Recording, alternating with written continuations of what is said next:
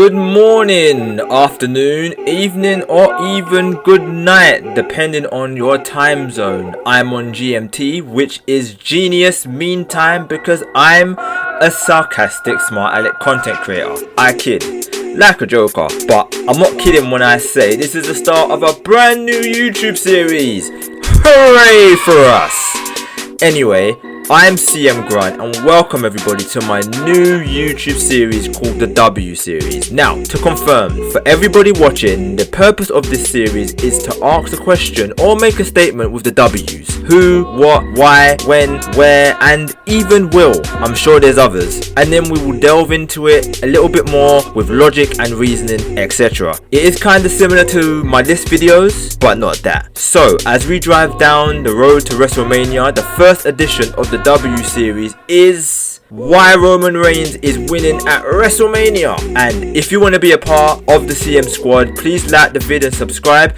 and we will wage war. I have no idea what I'm saying. I just tried to keep it in the W's. Anyway, let's get into it. So, if you're a wrestling fan and you've been living under a Johnson Dwayne, or you're not a wrestling fan, in which case, what? You would know that the Bloodbath storyline has been arguably the best storyline going in both recent times and perhaps recent years. Possibly the best long-term storyline WWE or wrestling has ever produced. This has been a massive storyline that has fractured off into different parts at different times, and where some of the story may culminate at WrestleMania, other bits of the story will extend, and there will be more videos to explain what I mean. Cough, Jey Uso, cough. But as we know, he will be in the main event.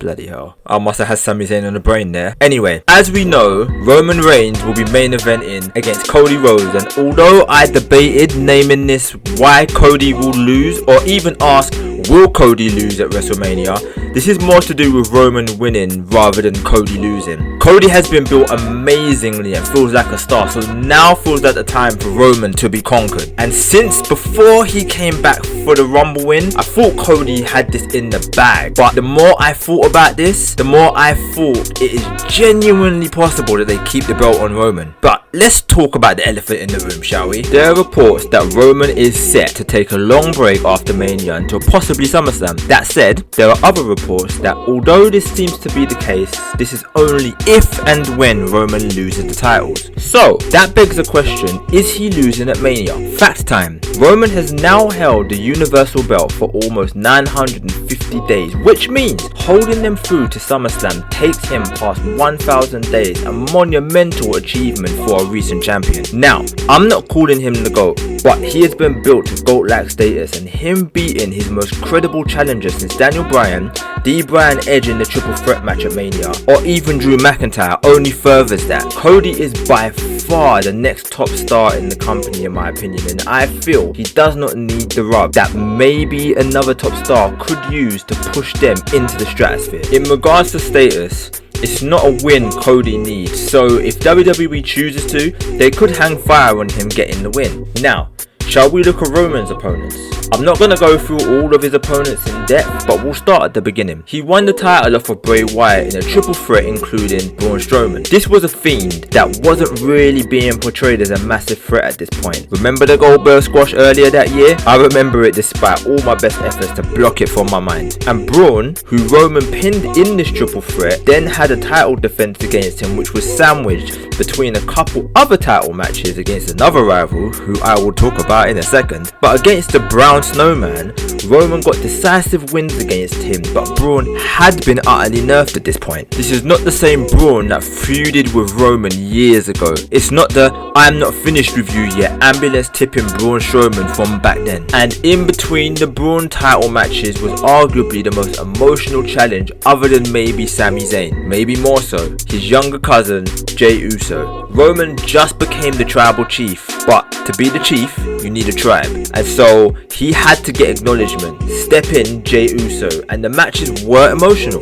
But let's be honest, as good as main event Jey Uso was in this role and in these matches, did anyone really believe he had a realistic chance of winning the title? We will get back to Jey, but let's look at some others. Some of his opponents felt more legitimate. Kevin Owens, a former champion in his own right, had 3 chances in a feud that was fun, but again, I just didn't expect him to win. Their last match was at the Rumble, so we are now on the road to WrestleMania, and you just knew he wasn't losing the belt before then. So his next 2 matches against D-Bry gave him a very credible opponent. However, not only does Bryan never really beat Roman when they fight, but he wasn't winning leading to Mania, which meant we couldn't suspend our disbelief. But Edge, the Rumble winner, had a massive chance. Back from a career-ending injury for one last title run would be a fairy tale not out of the realm of possibility. And Bryan being added to the match at Mania meant now it was believable for him to win. Roman's still in the main event, and it's possible that he could lose the match without being pinned or submitted, so the chance of Roman losing drastic go up. Then the title versus career match again gave big stakes and was realistic that he could lose because no one knew D-Bry was leaving. But now let's look at the next opponents. Cesaro, unrealistic. Rey Mysterio, unrealistic. Edge again, in a beef with Seth Rollins at the time, so unrealistic. And then we had, and as much as a money match this was, and yes, this was in theory a big win against one of the biggest stars in the company, it still was not realistic because we knew that John Cena wasn't sticking around. Finn Balor was coming off a good run in NXT, but hadn't been taken seriously on the main roster since he first won the title. No one was thinking Riddle or Logan Paul were winning, and the less said about Sami Zayn's squash match at the end of 2021, the better, and we all knew that he wasn't winning recently, as we knew Cody was gonna main event. So when we look at realistic opponents, Goldberg winning was a scary possibility, but still pretty unlikely, bearing in mind Roman was going to beat him at WrestleMania 36. Seth Rollins was a legit opponent, but not believable because the rumours were Brock versus Roman at WrestleMania that year. So really, the only legit opponents were Brock Lesnar, Drew McIntyre, as he was built up that he was gonna win, and it was in his home country of Great Britain. Seth and Kevin Owens to a lesser extent, and definitely Edge and D-Bry, especially in the triple threat where you could have made a case for all 3 winning. Sorry, this went off on a tangent, but point is, throughout his title reign, Cody is by far the biggest star and the most credible opponent Roman has had since Brock and maybe Drew. The issue isn't that these guys aren't credible, it's that Roman has been built to a level that these guys just don't feel like they're even near his level no matter how much they're built up. Then, they drop right back down the card or out the title picture altogether. Besides Brock, you had Cesaro, Riddle, Drew, Rey, Seth, all back down the card. D-Bry, out of the company. And a quick reversal back to Jay. This to me was just an emotional storyline to begin the bloodline, but I believe the bloodline began with Jey Uso and should end with Jey Uso. But that's another video for another day. Now I'm not saying that these lot are not stars or even that some of them shouldn't be main eventers, but when you look at Cody, not only is he a main eventer, but if he doesn't win, it doesn't look like he will drop down the card, and even if he does, it won't be for long. I feel this win would add more credibility to Roman's title run, beating someone of Cody's caliber.